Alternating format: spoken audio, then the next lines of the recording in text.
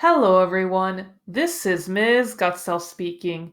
In this video, we are going to examine format feature number 6, bullets and numbering, for the Google Docs series. With that being said, let's begin.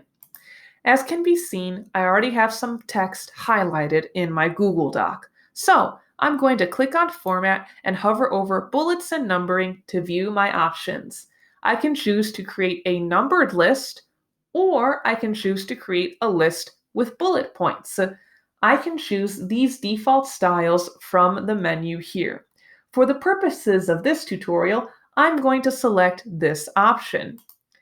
Now that I have created a list with bullet points, if I choose, I can go back to Format and go back to Bullets and Numbering to view the list options. When I hover over list options, I can see that I can choose to adjust my bullet points or numbers, depending on the list I create, or I could even go down to more bullets to select special characters for my list.